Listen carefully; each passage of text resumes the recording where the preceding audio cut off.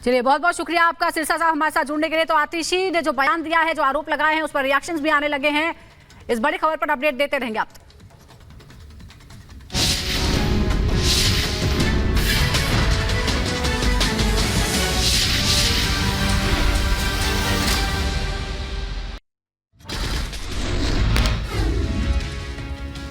सपा ने मेरठ सीट पर बदला लोकसभा का प्रत्याशी। सपा ने मेरठ से अतुल प्रधान को बनाया उम्मीदवार। आगरा लोकसभा सीट पर सपा ने उतारा प्रत्याशी सुरेंद्र चंद्र कदम को एसपी ने उम्मीदवार घोषित किया। समाजवादी पार्टी ने मध्य प्रदेश के खजुराहो से उम्मीदवार बदल दिया है। मनोज यादव का टिकट काट कर अब मीरा दीपक को मिलेगा मौका। उत्तर प्रदेश के बागपत में भी सपा ने बदला प्रत्याशी। मनोज चौधरी का टिकट काटा। पूर्व विधायक अमरपाल शर्मा को बनाया जा सकता है प्रत्याशी। आज उत्तराखंड और राजस्थान में पीएम मोदी की रैलियां, चुनाव प्रचार को देंगे धार। उत्तराखंड के रुद्रपुर में जेपी नड्डा भी रहेंगे मौजूद। राजस्थान के कोटपुतली में भी जनसभा करेंगे पीएम। उत्तराखंड के रुद्रपुर में पीएम आज जनसभा को संबोधित करेंगे। बीजेपी की रैली को लेकर समर्थकों में भारी उत्साह। पहले चरण में उत्तराखंड की 5 सीटों पर मतदान होगा। आज पीएम मोदी बिहार के बीजेपी कार्यकर्ताओं से करेंगे संवाद। वीडियो कॉन्फ्रेंसिंग के जरिए कार्यकर्ताओं को देंगे जीत का मंत्र। शाम 6 बजे पीएम करेंगे बात। पीएम मोदी आज बीजेपी कार्यकर्ताओं से करेंगे सीधा संवाद। मिशन 400 पार पर पीएम मोदी देंगे टिप्स। बिहार के लोग आए पिछले 10 दिन से आम आदमी पार्टी के सड़क पर चल रहे संघर्ष के बाद अब भारतीय जनता पार्टी को लगता है कि आम आदमी पार्टी के टॉप 4 लीडर्स को गिरफ्तार करना काफी नहीं था। अब आने वाले समय में अगले बड़े 4 नेताओं को जेल में डाला जाएगा। मुझे जेल में डाला जाएगा, सौरभ भारद्वाज को जेल में डाला जाएगा, दुर्गेश पाठक को जेल में डाला जाएगा और राघव चड्ढा को जेल में डाला जाएगा। मुझे ये बताया गया कि आने वाले कुछ ही दिनों में मेरे पर्सनल रेजिडेंस पे ईडी की रेड होगी। ना सिर्फ मेरे घर में ईडी की रेड होगी, मेरे रिश्तेदारों, मेरे परिवार वालों के घर में रेड होगी। उसके बाद हम सब लोगों को समन्स भेजे जाएंगे और समन्स के कुछ ही समय बाद हमें गिरफ्तार किया जाएगा। मैं आज इस मंच के माध्यम से, आप सभी के चैनल्स के माध्यम से भारतीय जनता पार्टी को ये बताना चाहती हूं कि हम आपकी धमकियों से डरने वाले नहीं हैं। हम अरविंद केजरीवाल के सिपाही हैं। हम भगत सिंह के चेले हैं। जब तक आम आदमी पार्टी के हर नेता, हर विधायक, हर कार्यकर्ता में आखिरी सांस तक बची है, तो हम अरविंद केजरीवाल जी के नेतृत्व में इस देश को बचाने के लिए, इस देश के संविधान को बचाने के लिए, इस देश के लोगों को एक बेहतर जिंदगी देने के लिए काम करते रहेंगे।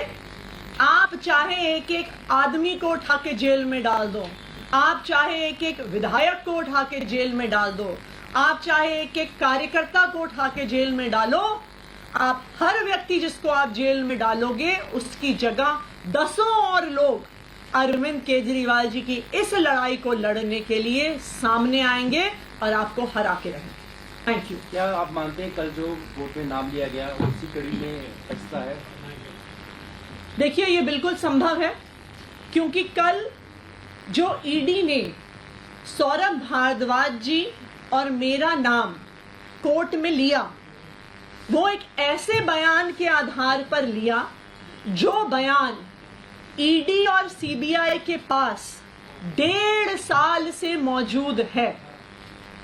ये बयान ईडी की चार्जशीट में भी है, ये बयान सीबीआई की चार्जशीट्स में भी है।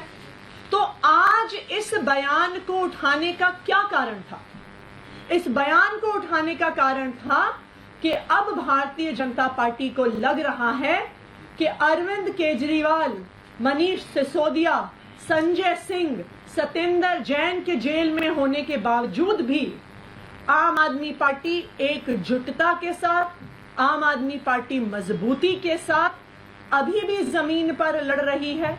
और जो रामलीला मैदान में रैली हुई, जिस भारी संख्या में लोग आए, जो जन सैलाब आया, उनको अब समझ में आ गया है कि आम आदमी पार्टी की नेक्स्ट लाइन ऑफ लीडरशिप को भी गिरफ्तार करना पड़ेगा।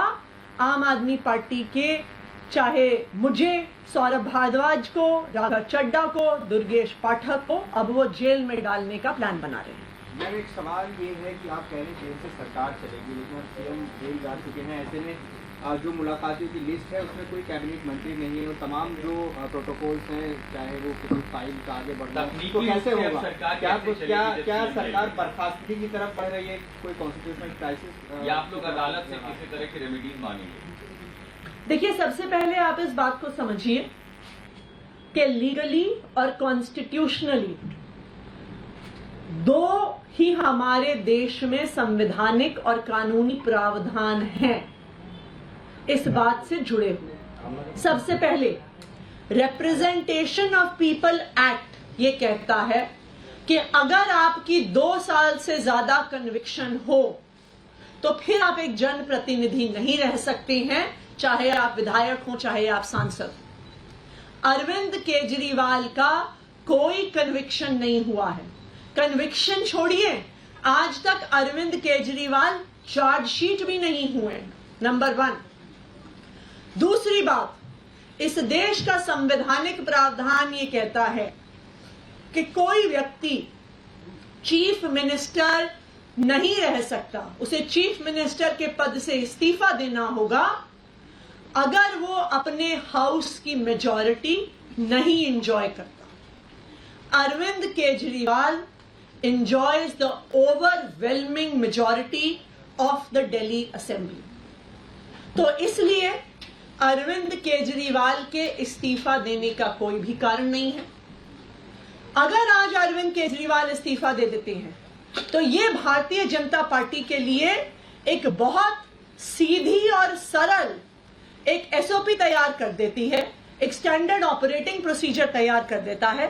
जिस तरह उन्होंने पिछले 8-9 साल में ऑपरेशन लोटस को एक स्टैंडर्ड फॉर्मूला बना लिया है, ये तो उससे भी आसान है।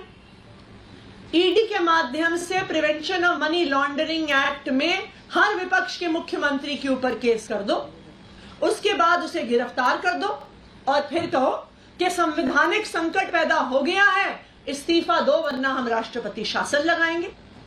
इससे आसान तरीका भारतीय जनता पार्टी के पास विपक्ष की सरकारें गिराने का क्या है? दिल्ली में भी अरविंद केजरीवाल की गिरफ्तारी का यही असली कारण है। कल अरविंद केजरीवाल जी को जुडिशियल कस्टडी में भेजा ईडी ने। उन्होंने कहा हमें जुडिशियल कस्टडी चाहिए। क्यों चाहिए आपको जुडिशियल कस्टडी? अरविंद केजरीवाल की गिरफ्तारी के समय ईडी ने कहा कि हम इन्हें गिरफ्तार कर रहे हैं क्योंकि हमें इनसे पूछताछ करनी है, क्योंकि हमने इतने समन्स भेजे और ये समन्स पर नहीं आए, तो हम पूछताछ करने के लिए इन्हें गिरफ्तार कर रहे हैं। अब 11 दिन की पूछताछ हो गई, आपने जो जानना था आपने जान लिया। अब आपको अरविंद केजरीवाल को जेल में क्यों भेजना है? इसलिए भेजना है क्योंकि इस गिरफ्तारी के 2 ही मकसद थे। इस गिरफ्तारी का पहला मकसद था अरविंद केजरीवाल को चुनाव के दौरान कैंपेन करने से रोकना, और दूसरा मकसद था कि दिल्ली की चुनी हुई सरकार, दिल्ली की चुनी हुई लोकप्रिय सरकार को गिरा देना, राष्ट्रपति शासन लगाना और फिर चोर दरवाजे से भारतीय जनता पार्टी की सरकार बनाना। Thank you.